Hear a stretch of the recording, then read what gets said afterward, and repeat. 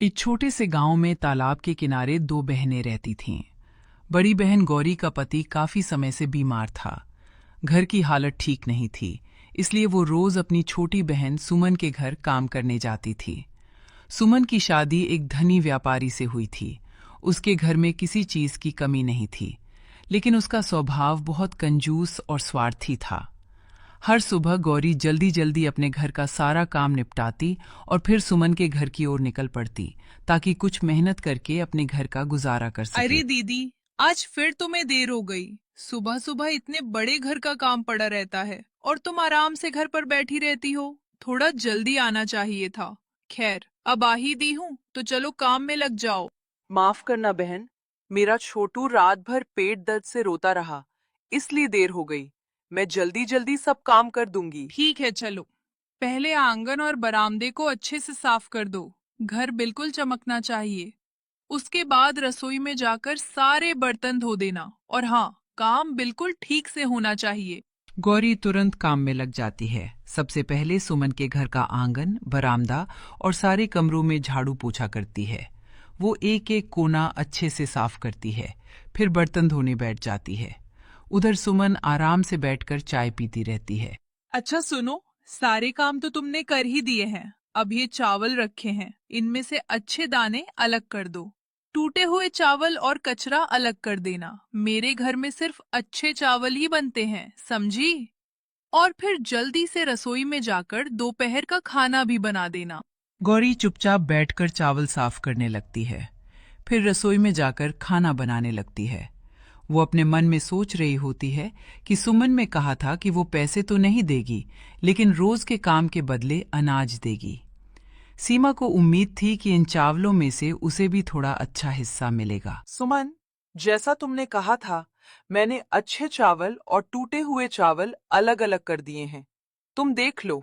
सारे काम खत्म करने के बाद सीमा अपने घर लौटने लगती है। तभी सुमन उसे आवाज देकर रोक लेती है। रुको दीदी, ये लो, ये टूटे हुए चावल। मेरे घर में तो कोई इन्हें नहीं खाता, इसलिए तुम ही ले जाओ। तुम्हारे घर में तो ये आराम से सब खा लेंगे। सुमन टूटे फूटे दानों वाला थोड़ा सा चावल एक थैली में डालकर गोरी को थमा देती है। गोरी बिना कुछ कहे चावल ले लेती है और घर की ओर चल पड़ती है। उसकी आंखों में आंसू होते हैं, लेकिन होठों पर एक भी शिकायत नहीं आती, क्योंकि वो जानती थी कि उसकी मजबूरी और गरीबी में यही चावल भी उसके लिए बहुत कीमती है। गोरी घर जाकर वही चावल बनाती है और अपने पति व बच्चे को खिला देती है। अगली सुबह फिर वही सिलसिला शुरू हो जाता है। सुबह सुबह गोरी दरवाजे पर दस्तक देती है। अरे दीदी, आज तो जल्दी आ गई, अच्छा हुआ। सुनो, आज मेरा मछली खाने का बहुत मन है। तुम जल्दी से झाड़ू पोछा कर लो, बर्तन धो लो और फिर रसोई में जाकर मछली बना देना। लेकिन हाँ, मसाला अच्छे से पीसना। मछली बिल्कुल स्वादिष्ट होनी चाहिए। मेरे पति को बढ़िया खाना पसंद है। ठीक है बहन, जैसा तुम कहो। मैं जल्दी से काम खत्म करके मछली बना देती हूँ। गौरी चुपचाप झाड़ू पोछा करने लगती है, फिर बर्तन धोती है और आखिर में बैठकर मछली पकाने लगती है।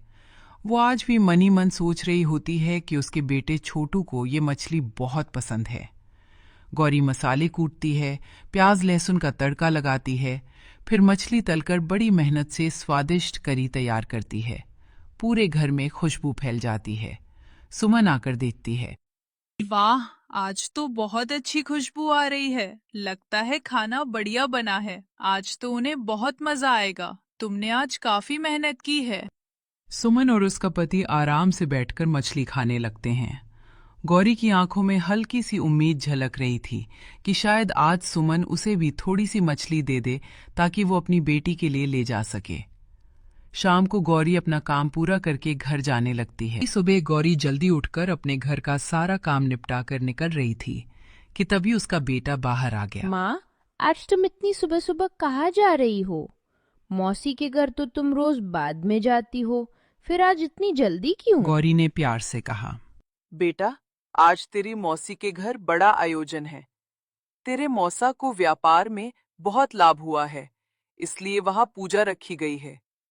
बहुत सारे मेहमान आएंगे और ढेर सारी मिठाइयाँ और पकवान बनेंगे, इसलिए मुझे आज जल्दी जाना पड़ रहा है। माँ, इतने सारे लोग आ रहे हैं तो मौसी ने मुझे भी बुलाया होगा ना? तुम मुझे साथ क्यों नहीं ले जा रही हो? अरे बेटा, तेरे पिताजी की तबीयत ठीक नहीं है। अगर तू मेरे साथ चला जाएगा तो वो घर पर अकेले रह जाएंगे। ठीक है माँ, आज मौसी के घर मिठाइयाँ बनेंगी। वो हमारे लिए भी देंगी ना? तुम लेकर आना माँ, मैं इंतजार करूँगा। तुम जल्दी आना। हाँ बेटा, तू अच्छे से रहना। मैं काम करके जल्दी लौट आऊंगी। और सुन, अपने पिताजी का ध्यान रखना। उनकी दवाइयाँ खिड़की के पास रखी हैं। समय पर दे देना। गौरी अपने बेटे को समझाकर वहां से निकल जाती है। उसके मन में ये बात चल रही थी कि उसकी बहन ने पूरे गांव को बुलाया, लेकिन उसे एक बार भी नहीं कहा कि वो अपने बेटे को साथ ले आए। सुमन के आंगन में खूब चहल पहल थी। बड़े बड़े बर्तन सज चुके थे, हलवाई भी आ चुके थे और तरह तरह के पकवान बन रहे थे। केसर बादाम की खीर, पूरी, कचौड़ी, पुलाव और मिठाइयों की खुशबू पूरे घर में फैल रही थी। पूरा घर मानो स्वाद की महक से भर गया था। अरे तुम आ गई। चलो अब जल्दी जल्दी काम शुरू करो। देख नहीं रही हो, हलवाई आ चुके हैं और पकवान बन रहे हैं। मुझे सारे बर्तन साफ चाहिए और वहाँ कोने में जो पत्तल रखी हैं उन्हें भी गिनकर ठीक से जमा दो। आज हमारे घर बहुत मेहमान आने वाले हैं, कोई कमी नहीं रहनी चाहिए। सबसे पहले घर के बाहर झाड़ू लगाओ, फिर जहाँ पूजा होगी वहाँ साफ सफाई करो और उसके बाद पूरा घर अच्छे से चमका देना। ठीक है बहन, मैं सब कर दूंगी। तुम चिंता मत करो। तुम्हें आज शिकायत का कोई मौका नहीं मिलेगा। गौरी जल्दी जल्दी सारे काम में लग गई। उसने एक एक कोना साफ किया। धीरे धीरे पूजा का समय भी आ गया। सुमन सज धज कर अपने पति के साथ पूजा स्थान पर आकर बैठ गई। उसके चेहरे पर सुकून था और गहनों की चमक साफ छलक रही थी। गांव के प्रसिद्ध पुजारी को बुलाया गया था। पूरे विधि विधान से पूजा होने लगी। सारे मेहमान भी वहीं बैठे थे। कुछ समय बाद पूजा समाप्त हुई। फिर मेहमानों को बैठाकर पत्तलों में भोजन परोसा गया। पूरा गांव राधा के आंगन में स्वादिष्ट खाने का आनंद ले रहा था। खीर की खुशबू, मिठाइयों का स्वाद और पकवानों की रौनक चारों ओर फैल गई थी। हर कोई खाने की तारीफ कर रहा था। धीरे धीरे सभी मेहमान भोजन करके अपने अपने घर चले गए। अब घर में शांति हो गई थी, लेकिन अभी भी बहुत सारे पकवान और मिठाइयाँ बचाकर बिना थके, बिना कुछ कहे, सारी मिठाइयाँ, पकवान और बचे हुए खाने को रसोई में ले जाकर सहेजने लगी। सुमन अपने कमरे में एक पोटली लिए खड़ी थी। उसने गौरी को अंदर बुलाया। लो दीदी, ये तुम्हारे लिए है। बड़े बर्तनों में जो मिठाइयों के टूटे फूटे टुकड़े बचे थे और किनारों पर चिपकी हुई चीनी है, ये सब तुम ले जाओ। अपने बेटे को खिला देना, क्योंकि मेरे घर में तो ये कोई नहीं खाता।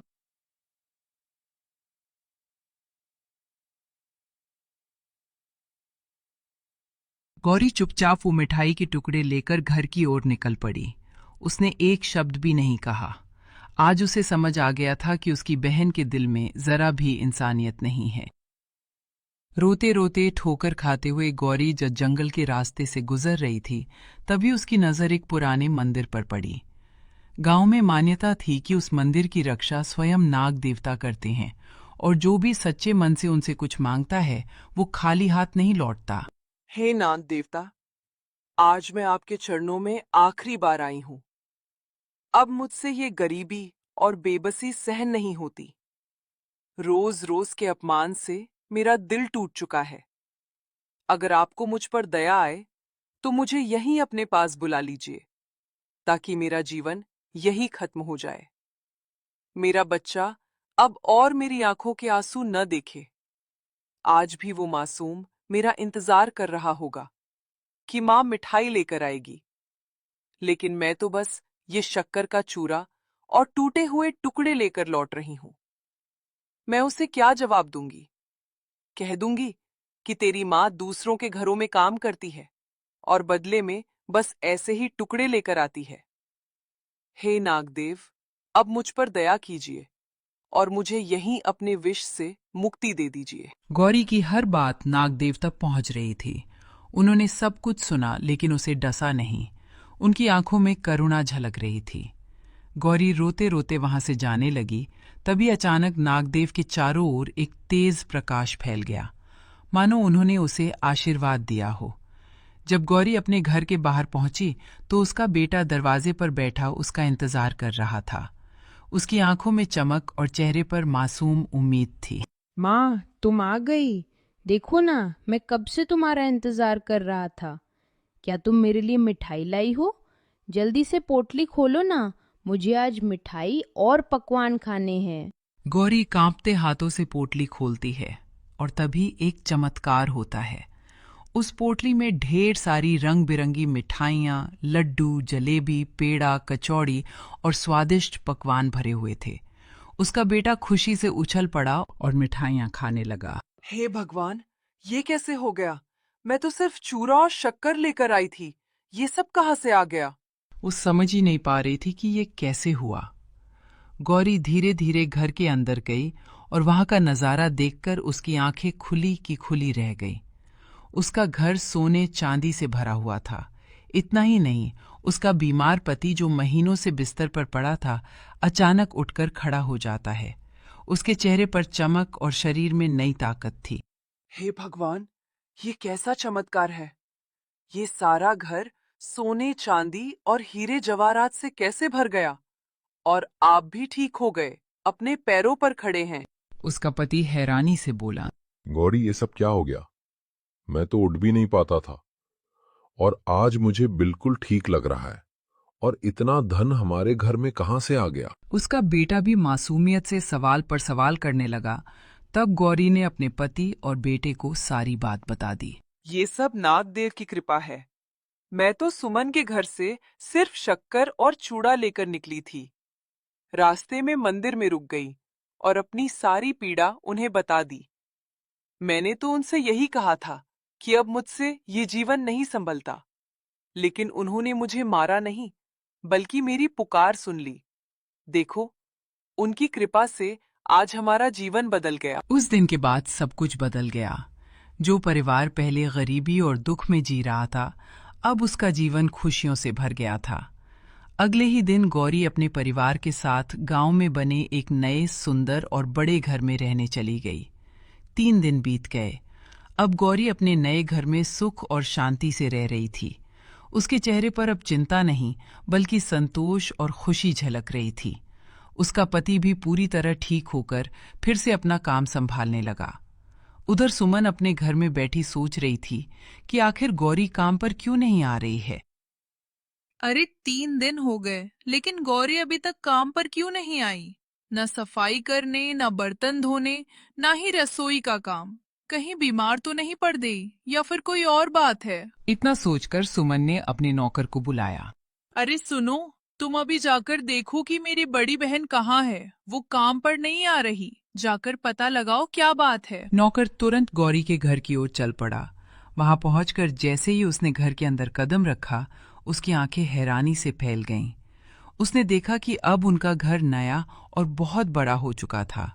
उसका पति भी पूरी तरह ठीक होकर खेत की ओर जा रहा था। नौकर ने चुपके से अंदर झांका तो देखा कि गौरी अपने बेटे के साथ बड़े आराम से बैठी थी। चारों तरफ सुख और समृद्धि नजर आ रही थी। वो हैरान रह गया। हे भगवान, ये मैं क्या देख रहा हूं? कुछ दिन पहले तक तो इनकी हालत बहुत खराब थी और अब तो जैसे किसी बड़े महल में रह रहे हो।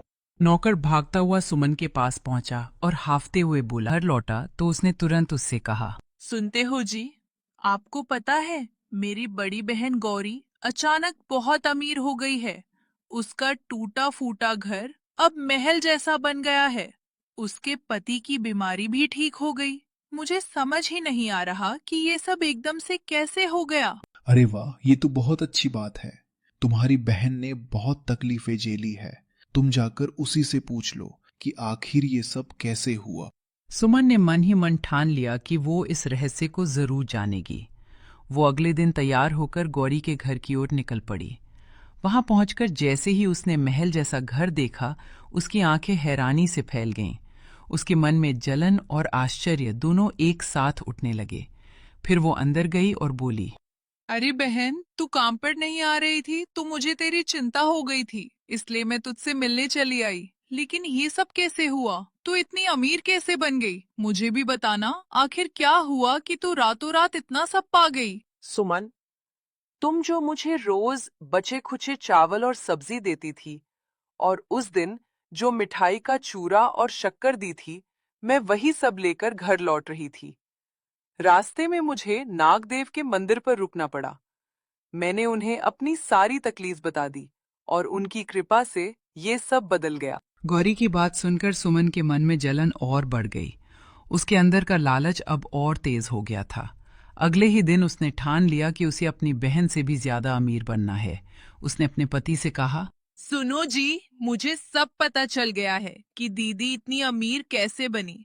मैं रोज जो खराब खाना उसे देती थी, उसने जाकर नागदेव को सब बता दिया। और देखो, नागदेव ने उसे पल भर में महल जैसा घर दे दिया। हमें भी वैसा ही करना होगा। अरे पगली, हम तो पहले से ही सुखी और अमीर हैं। भगवान ने हमें सब कुछ दिया है। इतना लालच अच्छा नहीं होता। लालच हमेशा इंसान को बर्बाद कर देता है। नहीं, मुझे कुछ नहीं सुनना। वो मुझसे ज्यादा अमीर नहीं हो सकती। उसकी मेरे सामने कोई औकात नहीं थी और आज वो मुझसे आगे निकल रही। अब मैं भी वही करूंगी जो उसने किया। पति ने बहुत समझाया, लेकिन सुमन पर लालच हावी हो चुका था। उसी दिन दोपहर में वो गौरी के घर पहुंची और झूठे आंसू बहाने लगी। दीदी, मुझे माफ कर दो। मैंने तुम्हारे साथ बहुत गलत किया। अब मेरे पति के कारोबार में भी परेशानी आ गई है। घर चलाना मुश्किल हो रहा है। मुझे अपने घर काम पर रख लो। जैसे मैं तुमसे काम करवाती थी, वैसे ही अब मैं काम कर लूंगी। अरे सुमन, तू क्यों चिंता करती है? तू मेरी अपनी बहन है। बोल, मैं तेरी पूरी मदद करूंगी। नहीं दीदी, मुझे पैसों की मदद नहीं चाहिए। बस मुझे काम पर रख लो और बदले में खाना दे देना। ठीक है, अगर तेरा मन है तो आकर काम कर लिया कर।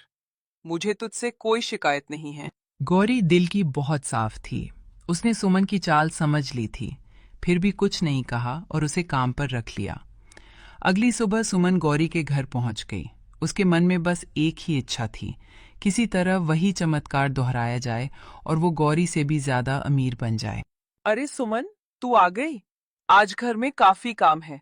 तू सफाई कर ले, मैं रसोई संभालती हूँ। हाँ दीदी, मैं सब कर लूंगी। तुम्हारा पूरा घर साफ कर दूंगी।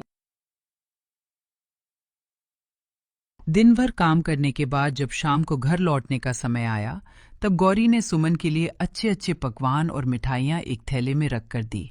ले सुमन, ये ताजा गरम खाना और मिठाइयाँ अपने साथ ले जा। नहीं दीदी, मुझे वही देना जो मैं तुम्हें दिया करती थी। बासी बचा खुचा और सूखा खाना। मैं तुम्हारा अच्छा खाना नहीं लूंगी। ये सुनकर गौरी चौंक गई, लेकिन सुमन अपनी जिद पर अड़ी रही। आखिरकार मजबूरी में गौरी ने उसे बासी खाना ही दे दिया। सुमन खुशी खुशी वो बचा खुचा खाना लेकर अपने घर लौट गई। अगले दिन फिर वही हुआ। सुमन सुबह काम पर आई, दिन भर काम किया और जब जाने लगी तो गौरी ने फिर से ताज़ा खाना और मिठाइयाँ दी। लेकिन सुमन ने फिर मना कर दिया और ज़बरदस्ती बासी और खराब खाना लेकर चली गई। दिन बीतते गए। सुमन रोज काम पर आती और जाते वक्त जिद करके वही बासी खाना लेकर जाती। गौरी अब सोच में पड़ गई थी कि आखिर सुमन ऐसा क्यों कर रही है। अब तो कई दिन हो गए दीदी के घर काम करते करते। अब मुझे भी वही करना होगा जो उसने किया था। मैं आज ही मंदिर जाऊंगी और नागदेव से वही कहूंगी जो दीदी ने कहा था। तब मैं उससे भी ज्यादा अमीर बन जाऊंगी। यही सोचते हुए सुमन के कदम तेज हो गए। उसका मन लालच से भरा हुआ था। उसे ना अपने पति की बात सुनाई दे रही थी, न घर की चिंता थी।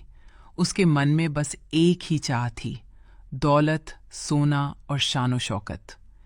इसी लालच में वो मंदिर पहुंच गई और नागदेव के सामने बैठकर जोर जोर से रोने लगी। हे नागदेव, मैं बहुत गरीब हूँ। मेरे जीवन में केवल दुख ही दुख है। मैं रोज अपनी बड़ी बहन के घर काम करने जाती हूँ, लेकिन वो मुझे कभी ताजा खाना नहीं देती। हमेशा बासी खाना ही देती है। आज भी उसने मुझे वही बासी खाना दिया। अब मुझसे ये जीवन नहीं सहा जाता। आप मुझे यहीं डस लीजिए। तभी मंदिर में एक भारी आवाज गूंज उठी। अरे मूर्ख स्त्री, तू लालच में अंधी हो चुकी है। तेरे दिल में अपनी ही बहन के लिए जलन भरी है। मुझे सब पता है। तुझे रोज तेरी बहन अच्छा और ताजा खाना देती थी, लेकिन तूने खुद ही जिद करके उससे बासी खाना लिया। नहीं नागदेव, ऐसा नहीं है, मैं सच कह रही हूँ। झूठ मत बोल सुमन। तूने अपनी बहन से ईर्ष्या की, झूठ बोला और अब लालच में आकर मुझसे मौत मांग रही है। अगर यही तेरी इच्छा है तो मैं उसे पूरा करता हूं। मुझे माफ कर दीजिए नागदेव, आप सही कह गए हैं। मैं लालच में अंधी हो गई थी। मुझे मत डसिए। ठीक है, मैं तुझे नहीं डसूंगा, लेकिन तेरे लालच का फल तुझे जरूर मिलेगा। मैं तुझे श्राप देता हूं। तेरा आलीशान घर एक झोपड़ी में बदल जाएगा। तेरे घर का सारा सोना, चांदी, हीरे जवाहरात सब ईंट पत्थर में बदल जाएंगे। तू मेरे सामने गरीब बनकर आई थी ना, अब कुदरत तुझे असली गरीबी दिखाएगी। सुमन रोती हुई वहां से भागी और अपने घर की ओर दौड़ने लगी। उसके मन में डर और पछतावा दोनों उमड़ रहे थे। जैसे ही वो अपने घर के पास पहुंची, उसकी आंखों से आंसू रुकने का नाम नहीं ले रहे थे। उसने देखा उसका घर अब एक टूटी फूटी झोपड़ी में बदल चुका था। सारे हीरे जवाहरात और धन दौलत ईंट और पत्थर बन चुके थे। उसका पति हैरान होकर बोला, अरे सुमन, ये सब क्या हो गया? हमारा घर इस झोपड़ी में कैसे बदल गया? मुझे कुछ समझ नहीं आ रहा। बताओ, तुमने क्या किया है? सुमन रोते रोते अपने पति को सारी बातें बता देती है। उसका पति गुस्से में बोला, मैंने कहा था ना सुमन, लालच मत करो। आज तुम्हारी इसी लालच ने मेरी जिंदगी भर की मेहनत मिट्टी में मिला दी। तुम्हें अंदाजा भी है कि मैंने कितनी मेहनत की थी।